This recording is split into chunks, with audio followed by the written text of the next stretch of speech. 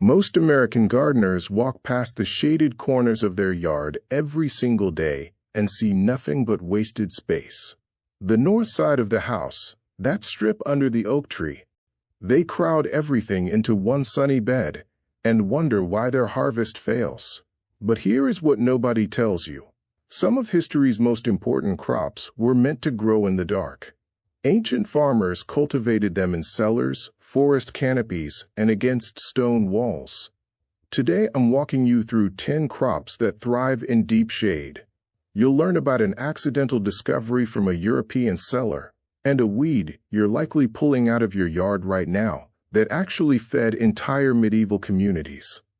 Drop your state and your USDA zone in the comments right now. I want to see where every member of this community is gardening from. Let's get into it. Crop 1. Spinach. Spinach has been cultivated since at least 600 AD in Persia, grown deliberately in cool, shaded courtyards, where desert heat would have destroyed more delicate crops. It traveled the Silk Road precisely because it survived where other plants could not. Here is the science. Direct afternoon sun causes spinach to bolt, rushing to seed and turning bitter almost overnight. Shade slows that process dramatically, keeping leaves tender and harvest ready for weeks longer than any sunny bed allows. Plant spinach along a fence line or against a north-facing wall, and you will harvest dark, nutrient-dense leaves consistently. Zones 3 through 6. Plant in early spring or fall in shade for the longest harvest window.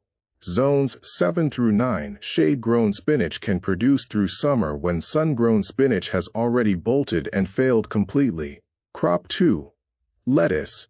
Ancient Egyptian tomb paintings, dating back over 4,000 years, depict lettuce growing in beds, deliberately sheltered from harsh midday sun. Lettuce hates heat, and heat almost always travels with direct sunlight. In shade, lettuce grows slower but far more consistently.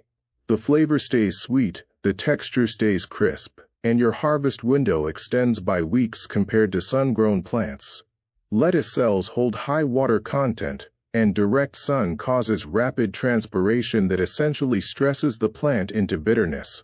Shade keeps that moisture locked in. Crop 3. Kale.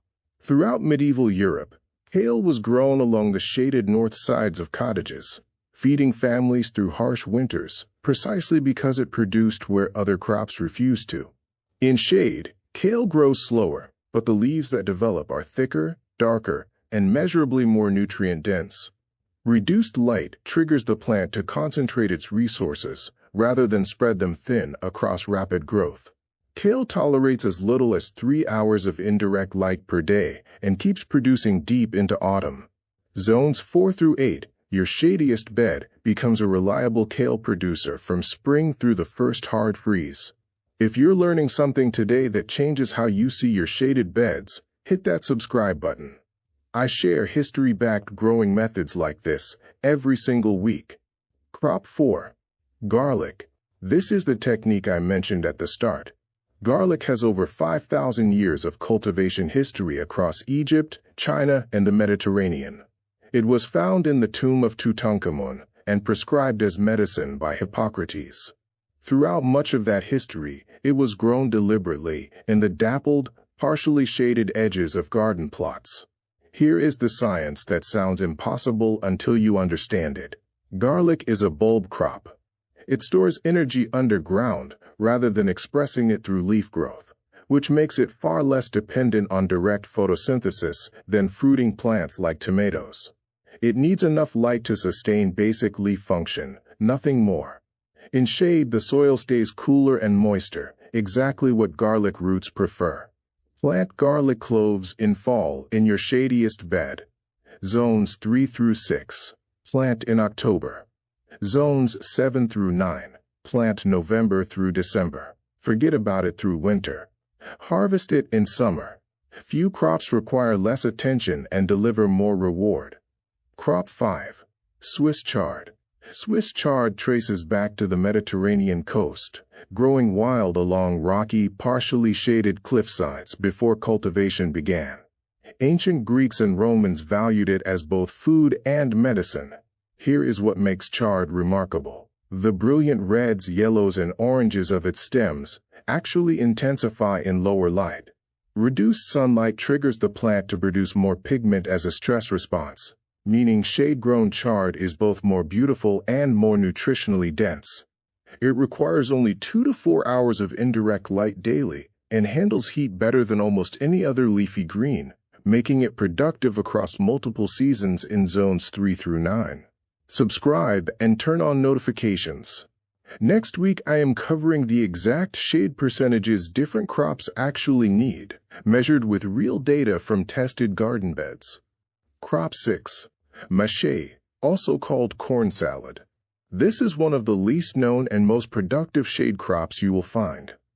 French monastery gardens cultivated it in the 17th century, specifically because it thrived in conditions that defeated every other crop, delivering hand-harvested winter food when almost nothing else survived. In tested full shade beds, mâche has outproduced sunny leafy greens season after season, with consistent harvests through late autumn and into early winter, requiring almost no watering and no protection. Its rosette growth form keeps it close to the ground, where temperature stays stable and the limited available light is used most efficiently. Zones 3 through 7, plant in late summer for a fall and winter harvest in your deepest shade bed. The flavor is mild and nutty, completely unlike anything most American gardeners have tasted fresh. Type mâche if you have never heard of this crop before today. Crop 7. Watercress. Watercress fed Roman soldiers who gathered it from shaded stream banks during military campaigns across Europe over 2,000 years ago. It grows naturally in moving water beneath tree canopy, in conditions with almost no direct sunlight whatsoever. You can grow watercress at home in containers kept consistently moist or in shallow trays positioned in deep shade. It requires almost no maintenance and produces continuously. Nutritionally, it ranks among the most dense leafy greens available, rich in vitamins K, C, and A. This crop works in any zone where you can maintain consistent moisture. Container growing makes it accessible regardless of your regional climate. Crop 8. Endive and chicory, the accidental discovery. This is the story I promised at the start. In the 1830s, a Belgian farmer named Jan Lammers accidentally left chicory roots in his dark cellar over winter. When he returned months later, the roots had sprouted pale, compact, extraordinarily tender heads of leaves that had never been intentionally cultivated before. He tasted them. They were unlike anything he had eaten. Within decades, forced chicory, known today as Belgian endive, had become one of the most prized vegetables in European fine dining, served in the finest restaurants in Paris and Brussels. Today, forced chicory is grown commercially in completely dark, climate-controlled warehouses, never seeing a single ray of sunlight from germination to harvest. You can replicate this at home with nothing more than a pot, garden soil, and a dark cupboard.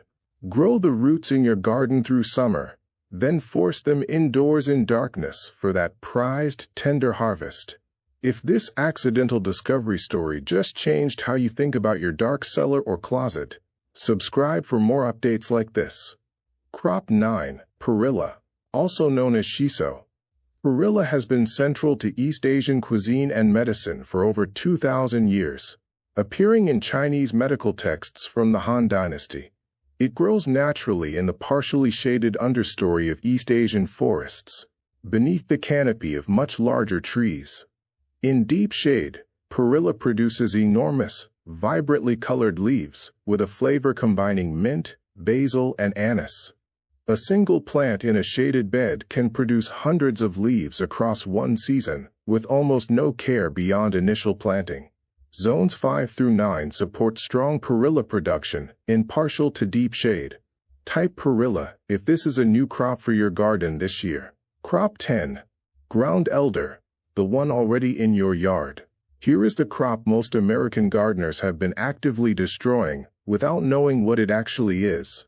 Ground elder, also called bishop's weed, spreads aggressively through shaded beds, beneath trees, and along fence lines across the country. and most homeowners spend real effort trying to remove it.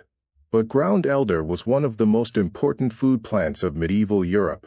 Monks deliberately cultivated it in the deep shade of stone monastery walls and orchard trees, eating it as a spring vegetable in the same way spinach is used today, and prizing it as a medicinal herb for joint pain and inflammation.